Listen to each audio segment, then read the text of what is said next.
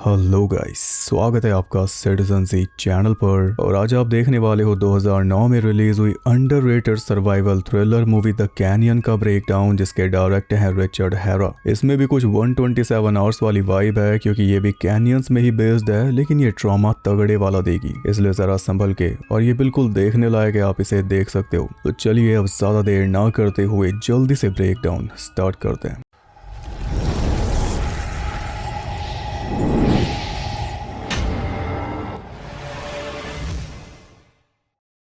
ये कहानी है निक और लॉरी की, जिनकी अभी अभी शादी हुई है लॉरी की माँ की मर्जी के खिलाफ। इसलिए शादी होते ही ये कुछ टाइम के लिए फरार हो गए हैं और निक ने प्लान की है कैनियंस की ट्रिप, जिसके लिए वो एक नजदीकी टाउन में पहुंचे और वहां पे एक मोटेल में रूम लेकर उसमें रुक गए। वैसे लॉरी का जाने का मन नहीं था, वो निक को भी यही कह रही थी कि रूम में रह के कुछ दिन निकाल देते हैं, पर निक उस ट्रिप के लिए बहुत ज्यादा पैशनेट था। उसका कहना था कि शायद ये मौका दोबारा कभी ना मिले, इसलिए जाना तो है ही। और उसे नॉर्मल ट्रिप भी नहीं चाहिए, म्यूल ट्रिप चाहिए, यानी कि कैनियंस के ऊपर ऊपर नहीं घूमना, बल्कि खच्चर पे बैठ के उसे कैनियंस के अंदर जाना है, वहीं पे कैंपिंग करनी है, वहीं नजारे देखने हैं। सुबह होते ही वो जानकारी लेने गया तो पता चला कि म्यूल ट्रिप के लिए परमिट चाहिए होता है, जिसके लिए अप्लाई करना पड़ता है जनवरी में। यानी अब परमिट नहीं मिलेगा, और परमिट नहीं तो ट्रिप नहीं। एक आखिरी ट्राई मारने वो रेंजर स्टेशन में गया, लेकिन वहां भी बात नहीं बनी। तब थक हार के दोनों एक बाहर में बैठे थे, जहाँ पे उन्हें मिला हेनरी नाम का आदमी, जो खुद को गाइड बता रहा था, और उसके चेहरे पे लगे निशान बता रहे थे कि उसने अपनी लाइफ में अच्छा खासा एडवेंचर किया हुआ है। वो काफी देर से बैठा उन दोनों की बातें सुन रहा था कि शायद अब हम ट्रिप पे नहीं जा पाएंगे, शायद यही हमारे लिए बेहतर होगा, वगैरह वगैरह। तो उनका रोना सुन के हेनरी ने उन्हें अपनी सर्विस ऑफर कर दी कि मैं तुम्हें कैनियन में लेके जाऊंगा, म्यूल्स भी अरेंज करा दूंगा, और सबसे मेन परमिट भी।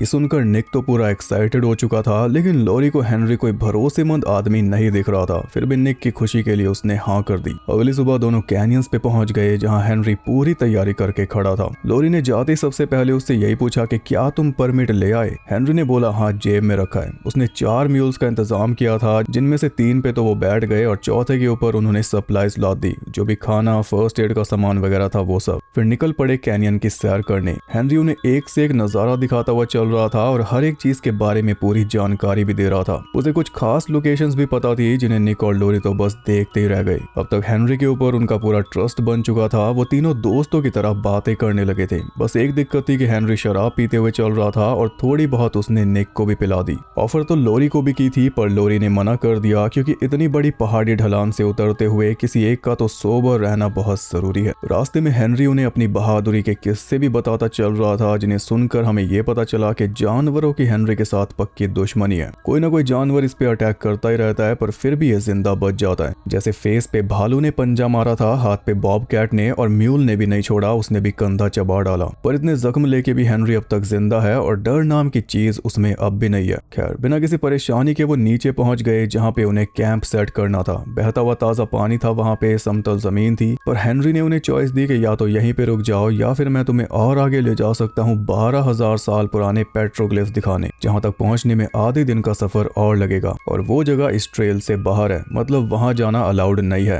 निक तो एज ऑब्वियस चलने के लिए तैयार था, पर लॉरी तैयार नहीं थी, लेकिन इस बार भी निक ने उसे मना लिया। तीनों उस तरफ आगे बढ़ गए, और अब उनकी जर्नी के लिए कोई रास्ता भी नहीं था। हेनरी उन्हें ऊबड़ खाबड़ पहाड़ों के ऊपर से लेकर जा रहा था, यानी अगर रास्ता भटक गए तो वापस ट्रेल तक पहुंचने का कोई चांस नहीं। लेकिन ये सब उन्हें वर्थ इट लग रहा था, क्योंकि हेनरी चीजें ऐसी दिखाता चल रहा था जैसे एक चट्टान में गुदा हुआ अमेरिकन जियोलॉजिस्ट जॉन वेस्ली पावल का नाम, जो 1869 में कैनियन के एक्सपेडिशन पे निकला था। हेनरी ऐसी हिस्टोरिकल चीजें दिखा रहा था जो आज तक किसी आदमी ने देखी नहीं। वहां से फोटोज लेके आगे बढ़े, और ऐसे सफर करते करते उन्हें बहुत टाइम हो गया। अब बस 1 घंटा बचा था पेट्रोग्लिफ तक पहुंचने में, वहीं पे कैंप सेटअप किया जाएगा। सब कुछ सही चल रहा था, पर शराब पीने के चक्कर में हेनरी को सामने बैठे 2 रैटल स्नेक्स दिखाई नहीं दिए। वो उनके बहुत करीब पहुंच गए, जिस वजह से म्यूल्स बिदक के उन तीनों को गिरा के वहां से भाग गए। हेनरी तो दोनों सांपों के बीच में गिरा था, और गिरने से उसका हाथ भी टूट चुका था। तभी एक सांप ने उसके हाथ पे काट लिया, तो उसने सांप का मुंह काट कर अलग कर दिया। तभी दूसरे ने काट लिया फेस पे। हेनरी ने उसका भी सर अलग कर दिया, पर 2 रैटल स्नेक्स की बाइट का शिकार तो वो बन बन गया। यहाँ पे तो साबित हो गया कि जानवर उसके पक्के दुश्मन है। यहाँ पर थोड़ी गलती उसकी खुद की भी रहती है, ये भी बात है। 2 सांपों के काटने के बाद भी घबराया हुआ वो बिल्कुल भी नहीं था, बस एक साइड में स्टिल होके बैठ गया था ताकि जहर तेजी से उसकी पूरी बॉडी में ना फैले। रैटल स्नेक्स के अंदर हीमोटॉक्सिक वेनम होता है जो सीधा टिश्यूज, ब्लड वेसल्स और ब्लड सेल्स पे अटैक करता है। टिश्यूज को डैमेज कर देता है, इंटरनल ब्लीडिंग होती है और फिर ऑर्गन फेलियर हो जाता है। 48 घंटों के अंदर मौत हो सकती है। यानी हेनरी के पास कोई बहुत ज्यादा टाइम तो नहीं है, फिर भी वो रिलैक्स्ड है, जबकि उनकी सवारी भी उन्हें छोड़ के जा चुकी है। निक ने उससे पूछा कि मैं तुम्हारे लिए क्या कर सकता हूँ, तो हेनरी ने बोला कि जाके म्यूल्स को ढूंढ के ला, स्पेशली सप्लाई वाले म्यूल को जिसपे मेडिकल सामान लदा हुआ है और हमारा सारा खाना पीना भी। निक म्यूल्स को ढूंढने गया, लेकिन उसके हाथ सिर्फ एक ही म्यूल लग पाया, बड़ी मुश्किल से, जो कि सप्लाई वाला नहीं था। बाकी 3 कहाँ गए कुछ पता नहीं चला। इस बीच लोरी अपना फोन ट्राई कर रही थी, लेकिन वहां पे सिग्नल नहीं थे। हेनरी ने उसे कहकर 2 लकड़ी मंगवाई, जिनसे उसने अपने हाथ पे काम चलाऊ प्लास्टर कर लिया। जो म्यूल निक ने पकड़ा उस पे एक पानी की बोतल थी जिसमें बहुत कम पानी था। निक ने वो पानी हेनरी को ऑफर किया, पर हेनरी बोला इसे संभाल के रखो, तुम्हारे काम आएगा। निक उससे फिल्मी बात पूछ रहा था कि क्या अब ये जहर चूस के निकालना पड़ेगा, तो हेनरी ने बताया ऐसा नहीं होता, अब अंधेरा होने वाला है जिसमें ऑब्वियसली वो सफर नहीं कर सकते। उबड़ खाबड़ रास्ते हैं और स्ट्रीट लाइट्स तो लगी नहीं हुई, इसलिए आज रात उन्हें वहीं पे बितानी होगी। सुबह होते ही वापसी का सफर शुरू करेंगे और टाइम से वापस पहुंचने की कोशिश करेंगे ताकि हेनरी की जान बच सके, और उन्हें पूरा यकीन है कि बच जाएगी। हेनरी ने निक को माचिस पकड़ा दी आग जलाने के लिए, तो निक ने भी जैसे तैसे करके आग जला दी, और हेनरी के कहने पर उन्होंने सांपों को वेस्ट नहीं किया, बल्कि उन्हें आग पे भून के खा गए। हाँ, बस लोरी ने खाने से साफ मना कर दिया, उसने भूखे रह के रात काटी। रात में उन्हें शिकार करते हुए भेड़ियों की आवाज सुनाई दी, जिनके लिए वो बिल्कुल भी तैयार नहीं थे। जैसे तैसे ये रात काटी और सुबह होते ही उनकी आंख खुली हेनरी की चीखें सुनकर। उसकी बहुत बुरी हालत हो चुकी थी, इसलिए उसे म्यूल पे बैठाकर वो उसी टाइम वहां से निकल पड़े। लेकिन हेनरी तो रास्ता बताने की हालत में था ही नहीं, उसकी आंखें धुंधली हो चुकी थी, सेंसेस ठीक से काम नहीं कर रही थी, वो तो मानो म्यूल के ऊपर ही दम तोड़ रहा था। इसलिए निक अपने हिसाब से वापसी का रास्ता देखता हुआ चल रहा था, जिसके चलते जल्दी वो रास्ता भटक गए। ये बात लोरी भी समझ चुकी थी, लेकिन निक समझने को तैयार नहीं था। वो अब भी मजाक किए जा रहा था, पर वो इसलिए ताकि लोरी रिलैक्स रहे, डरे ना। लेकिन लोरी ने उसे खुद ही बोल दिया कि मुझे डर लग रहा है अगर हेनरी ना बच पाया तो, क्योंकि हेनरी के साथ ही इनकी जान जुड़ी है। अगर वो मर गया तो ये दोनों भी यहीं पे फंसे रह जाएंगे और यही अंत होगा इनका। अब पूरे दिन चलने के बाद भी कहीं पहुंचे नहीं, इसलिए एक सही जगह देखकर वहां पे बेस सेटअप कर दिया। पर अब तक हेनरी थोड़ा डिल्यूजनल हो चुका था, उसे भेड़िए आते हुए दिख रहे थे, इसलिए वो म्यूल पे बैठ के वहां से निकलना चाह रहा था, जिस चक्कर में उसने एक लौते म्यूल को भी डरा के भगा दिया। अब हेनरी का दिमाग पता नहीं उसे क्या क्या फीड कर रहा था कि हेनरी जैसा आदमी भी रोने को मजबूर हो गया, और उसे देखकर लोरी भी अपने आंसू नहीं रोक पाई। हेनरी की बॉडी भी जवाब देने लगी थी और देखते ही देखते उसने दम तोड़ दिया। निक और लोरी दोनों ही इसके लिए तैयार नहीं थे। उन्हें पूरी उम्मीद थी कि वो हेनरी को बचा लेंगे, लेकिन ऐसा हो नहीं पाया। कुछ ही पलों में हेनरी के साथ उनकी गहरी दोस्ती हो चुकी थी, इसलिए उन्हें और बुरा लग रहा था, जैसे उनका कोई अपना मरा हो जो उनके ट्रिप को यादगार बनाने के लिए सब कुछ कर रहा था। अब उन दोनों को तो आगे बढ़ना ही होगा, पर सवाल ये था कि हेनरी की बॉडी का क्या करें। छोड़ के जा नहीं सकते वरना जानवर खा जाएंगे, और बिना म्यूल के साथ भी नहीं ले जा सकते। तो निक ने डिसाइड किया कि हम इसे यहीं पे दफना देंगे, ताकि जब हम पुलिस को अपने साथ वापस लेके आएंगे तब बॉडी को सही हालत में लेके चले जाएंगे। जैसे इन्हें हेनरी को लेके पूरा यकीन था, वैसे अभी खुद को लेके भी पूरा यकीन है कि वापस पहुंच ही जाएंगे, जबकि ये सफर इतना आसान नहीं होगा। खाना और पानी भी इनके पास है नहीं, और लॉरी ने तो बहुत टाइम से कुछ भी नहीं खाया। खैर, हेनरी को दफना कर वो दोनों सो गए, और अचानक से निक की आंख खुली तो एकदम सामने उसे भेड़िया दिखाई दिया। लेकिन जब निक ने उठ के देखा तो कोई नहीं था। ये वहम भी हो सकता है, मगर निक ने इसे हल्के में नहीं लिया। फिर पूरी रात उसने पहरा देते हुए निकाली लोरी को अपनी गोद में लेटाकर, और अगली सुबह जब पास जाके देखा तो वहां सच में भेड़िए के पंजों के निशान थे, जिन्हें उसने मिटा दिया ताकि कहीं लोरी डर न जाए। फिर हेनरी को छोड़ के वो आगे बढ़ गए, और उनके पास जो गम थी उसे चबा के गुजारा कर रहे थे। रास्ते में वो मजाक भी करते चल रहे थे, जिस बीच लोरी देखती है कि उसके फोन में सिग्नल का एक बार आ चुका था, लेकिन जैसे वो फोन मिलाने लगी सिग्नल चला गया। पुराने टाइम में कीपैड वाले फोन्स में ये प्रॉब्लम कईयों ने फेस की होगी। एक बार फिर निराश हो गए, पर इससे उन्हें इतना जरूर पता चल गया कि वो सही रास्ते पर हैं। निक को एक उम्मीद ये भी थी कि जब हम टाइम से वापस मोटल नहीं पहुंचेंगे तो मोटल की मैनेजर पुलिस को सूचित कर देगी, लेकिन लोरी को पूरा यकीन था कि उस मैनेजर को कोई परवाह नहीं है, वो बस किराया बढ़ाती रहेगी। खैर, निक अपने अंदाजे से आगे बढ़ करता रहा और लगभग पूरा दिन चलने के बाद वो पहुंच गए पेट्रोग्लिफ तक। वही पेट्रोग्लिफ जो हेनरी उन्हें दिखाने लेके जा रहा था। इसका मतलब कि 2 दिन से वो बस गोल घूम रहे थे। घूम फिर के वापस उसी जगह के पास पहुंच गए जहां से चले थे और सोच रहे थे कि उस जगह को तो बहुत पीछे छोड़ दिया, यानी सफर में कोई प्रोग्रेस नहीं की और एनर्जी भी समझो खत्म होने को है। इसका मतलब ये भी है कि निक को दिशा का कोई अंदाजा नहीं है, तो यहाँ से बाहर निकलने का कोई मतलब ही नहीं बनता। हेनरी कल ना मरता तो आज मर जाता और ये आज नहीं मरे तो समझ गए।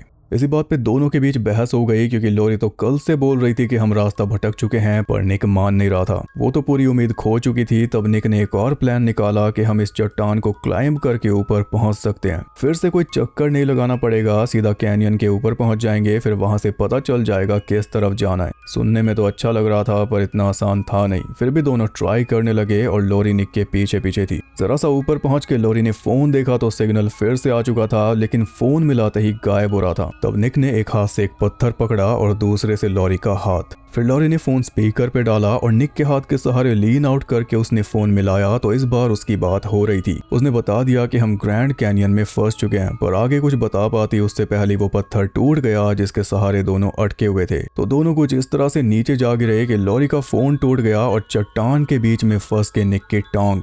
उसे इतना ज्यादा दर्द हो रहा था कि वो एक्सप्रेस भी नहीं कर पा रहा था। उसकी टांग देख के लोरी के भी रोंगटे खड़े हो गए, पर वो बोल रही थी कि ज्यादा चोट नहीं लगी ताकि निक घबराए ना। पर निक अच्छे से फील कर पा रहा था कि हड्डी टूट चुकी है। लोरी ने उसका पैर फ्री करने के लिए पूरा जोर लगा दिया, लेकिन चट्टान को हल्का सा भी हिला पाना नामुमकिन था। वो कोई 2 पत्थर नहीं थे बल्कि एक ही चट्टान की दरार थी जिसमें पैर फंसा हुआ था। वो तो हिल नहीं सकती थी, इसलिए निक के कहने पर लोरी ने उसे खींच के बाहर निकालने की कोशिश की, लेकिन इसमें उसे इतना दर्द हुआ कि वो बेहोश हो गया। और जब उसे होश आया तो भेड़िया उसके सामने खड़ा था जीभ निकाल के। लोरी गई हुई थी एक बड़ी सी लकड़ी लाने। भेड़िए को भगाने के लिए निक चिल्लाया तो उसकी आवाज सुन के लोरी भाग के आई और आते उस लकड़ी से चट्टान को हिलाने की कोशिश करने लगी, पर उल्टा लकड़ी टूट गई। फिर लोरी एक सांस बैठ के निक की टूटी हुई हड्डी को देखे जा रही थी और उसके मन में हर तरह के बुरे ख्याल चल रहे थे आगे के लिए, क्योंकि वो ऑलरेडी हेनरी को मरता हुआ देख चुकी है, जिसको लेके उन्हें पूरा यकीन था कि उसे कुछ नहीं होगा। पर हालात बदलते टाइम नहीं लगता। जैसे अभी कुछ देर पहले तक ये सिर्फ रास्ता भटके हुए थे, लेकिन अब परेशानी कई गुना बढ़ चुकी है। अब ये एक ही जगह पे फंसे रहने को मजबूर है जहाँ पे भेड़िए घात लगा के बैठे हैं। उसमें भी निक पूरी तरह लाचार हो चुका है। फिर भी निक उम्मीद नहीं छोड़ रहा था। उसका कहना था कि हेनरी हमारे लिए परमिट लेकर आया था, जब हम टाइम से वापस नहीं पहुंचेंगे तो रेंजर्स को पता चल जाएगा कि हम मिसिंग है और वो हमें ढूंढने आएंगे। और यहाँ पे मेन गड़बड़ जो लोरी को लग रही है वो ये है कि उसे यकीन ही नहीं कि हेनरी उनके लिए परमिट लेकर आया था। अगर लेकर आता तो दिखाता।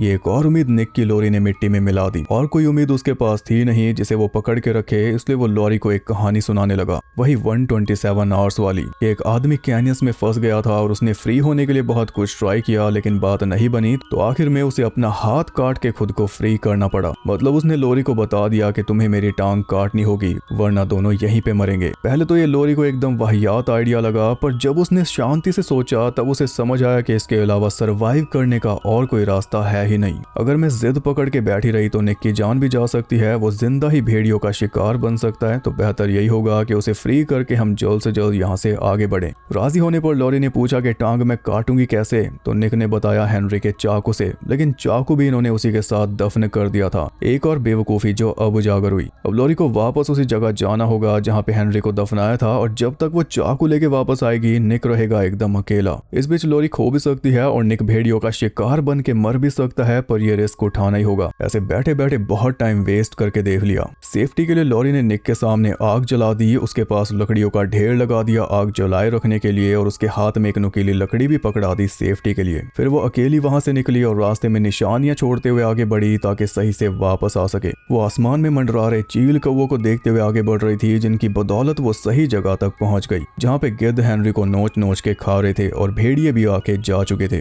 लोरी ने जल्दी से उसका चाकू लिया और लगे हाथ वो गलत भी साबित हो गई, क्योंकि हेनरी की जेब से उसे मिल गया परमिट, जिसके लिए उसने गलती भी मानी और हेनरी को सॉरी बोल के वहां से भाग गई। वापस जाकर देखती है कि निक बेसुध पड़ा था, क्योंकि उसकी टांग में बहुत बुरा इन्फेक्शन हो चुका था। लोरी तो कांप गई थी कि कहीं निक मर तो नहीं गया, पर जब धड़कन सुनी तब उसे थोड़ी शांति मिली। फिर बिना टाइम वेस्ट किए उसने निक की टांग पे पहले बेल्ट बांधी ताकि ज्यादा ब्लड लॉस ना हो और बेहोशी में ही ये काम पूरा हो जाए, इसकी पूरी कोशिश थी। लेकिन निक पहले ही होश में आ गया। होश में आते ही उसने परमिट देखा और उसे समझ आया कि जहाँ का परमिट है उस जगह में तो हम दोनों है ही नहीं। यानी अगर कोई ढूंढने भी आएगा तो वो उसी जगह आएगा ना कि यहाँ पे। यह एडवेंचर तीनों को ही बहुत भारी पड़ा। खैर लॉरी ने निक के मुंह में लकड़ी रख दी और उसकी मरने लायक हालत हुई पड़ी थी, फिर भी वो लॉरी के साथ मजाक कर रहा था, उसे ये जताने के लिए कि सब ठीक है, तू अच्छे से कर लेगी। लॉरी ने पहले चाकू से मांस काटा, फिर पत्थर का यूज करके हड्डी तोड़ी और कुछ इस तरह उसने ठीक से टांग अलग कर दी। निक फ्री हो चुका था लेकिन उसमें बिल्कुल भी ताकत नहीं थी। लॉरी ने चाकू गर्म करके उस घाव को कॉटराइज भी कर दिया और फिर वो खुद भी वहीं पे पड़ी पड़ी सो गई। लेकिन खून की स्मेल से आकर्षित होकर रात में उनके पास भेड़िए पहुंच गए। आग जलाए रखनी थी लेकिन लकड़ियां खत्म हो चुकी थी, तो लॉरी फिर एक बार दुविधा में फंस गई। लकड़ी लेने जाएगी तो निक अकेला रह जाएगा और वो बेहोश पड़ा है तो आसान शिकार बन जाएगा। यहाँ तक कि लॉरी खुद भी शिकार बन सकती है अंधेरे में, लेकिन अगर आग बुझी तब भी दोनों शिकार बन जाएंगे, तब लॉरी कुछ नहीं कर पाएगी। इसलिए मजबूरन निक को अकेला छोड़कर लॉरी को लकड़ी लाने जाना पड़ा। जहाँ पे एक भेड़िया उसके ऊपर झपटा तो लॉरी ने चाकू मारकर उसे भगाया। फिर लकड़ियां लेकर वो जल्दी से वापस पहुंची और आग को उसने तेज किया, तब जाके थोड़ा चैन मिला। फिर उसने कपड़े से निक के घाव को कवर कर दिया। निक होश में आया तो वो फिर से मजाक करके सिचुएशन को लाइट बनाना चाह रहा था, लेकिन अब उससे हो नहीं रहा था और वो पछता रहा था कि इस ट्रिप पे आया ही क्यों। दोनों एक दूसरे को हिम्मत दे रहे थे, पर कुछ देर बाद भेड़िए फिर से आ गए। तब लॉरी ने मशाले जलाकर निक के आगे घेरा बना दिया, पर भेड़िए फिर भी नहीं रुक रहे थे। लॉरी उन्हें भगा रही थी तो उनमें से एक लॉरी के ऊपर झपट पड़ा। उसे चाकू मार के भगाया तो दूसरा टूट पड़ा, जिसने अच्छी तरह लॉरी की टांग चबाते हुए उसे खींचना शुरू कर दिया। तब लॉरी ने उसे भी चाकू मारा और किस्मत से वो चाकू ऐसी जगह घुसा के भेड़िए की सीधा मौत हो गई और उसके मरते ही बाकी भेड़िए अपने आप वहां से फरार हो गए।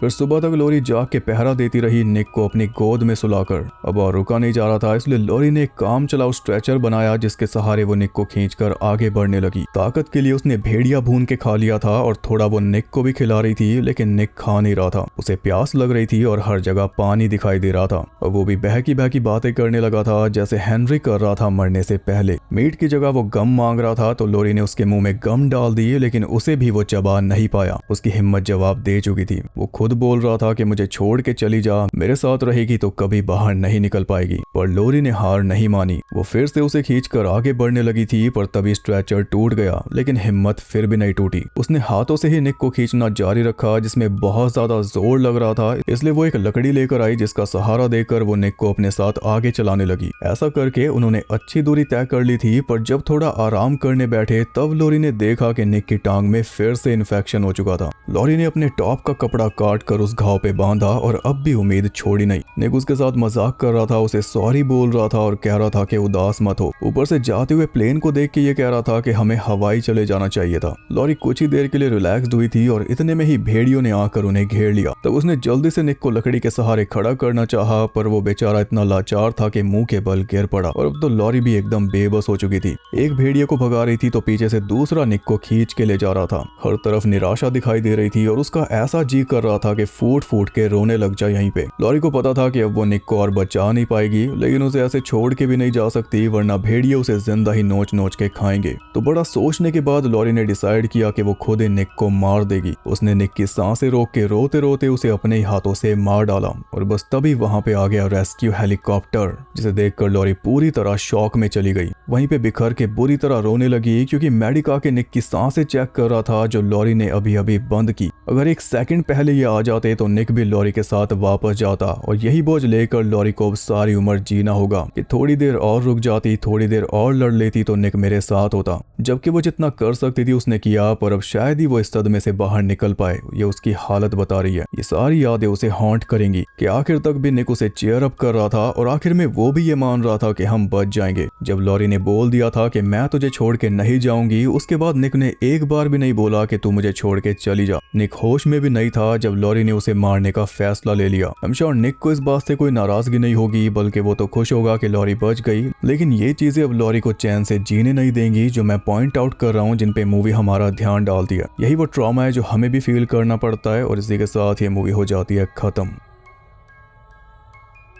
मूवी ने हमारे साथ द मिस्ट वाला हिसाब कर दिया, जिसकी उम्मीद किसी को बिल्कुल भी नहीं होती इसे देखते हुए। वो हेलीकॉप्टर उसी कॉल की वजह से आया था जो लॉरी ने निक के सहारे से लीन आउट होके की थी, जिसके बाद निक की टांग टूटी। तो जितना आप सोचोगे और सर्कल्स को कंप्लीट करते जाओगे, आप पाओगे कि मूवी बहुत गहरी है। भाग के शादी की थी, लॉरी की माँ से छुपाने के लिए फरार हुए थे, पर अब जब लॉरी अपनी माँ के पास वापस जाएगी तो उसे शादी छुपानी ही नहीं पड़ेगी। निक उस ट्रिप के लिए इतना उतावला था क्योंकि उसका कहना था कि क्या पता दोबारा कोई ट्रिप करने का मौका ही ना मिले। वही बात हुई और जब परमिट नहीं मिला था तब वो बोल रहे थे कि शायद यही हमारे लिए बेहतर होगा, पर फिर उन्हें मिल गया हेनरी, जिसके बाद वो सब हुआ। तो आप जितना सोचोगे उतना ही हैरान होगे। कमाल की ये मूवी है पर है गुमनाम, जबकि एक्टर्स भी इसमें फेमस हैं। इयान बेली तो फ्रॉम में नजर आते हैं, पर हमने इन्हें नाइटमेयर्स एंड ड्रीमस्केप्स के एपिसोड 2 क्राउच एंड में भी देखा था। उसमें भी ये शादी करके अपनी वाइफ के साथ हनीमून पे गए थे और एक एरिया में खो गए थे। उसमें भी ये बच नहीं पाए थे, इनकी वाइफ ही बच के निकली थी। तो इस मामले में इस भाई की किस्मत खराब ही है। इस मूवी के बारे में ज्यादा जानकारी है नहीं, बस ये पता है कि $10 मिलियन के बजट में ये बनी थी और असली लोकेशंस पे शूट हुई थी। इसे लिमिटेड रिलीज मिली थी, फिर सीधा डीवीडी पे, इसलिए कोई नहीं जानता। मूवी में सर्वाइवल एलिमेंट और हो सकता था, पर मेन फोकस ये मूवी इमोशनल बॉन्डिंग के ऊपर करती है, क्योंकि वहीं पे इसे हमला करना होता है एंड में। तो आपको ये मूवी कैसी लगी और क्या आप इसकी एंडिंग के लिए तैयार थे?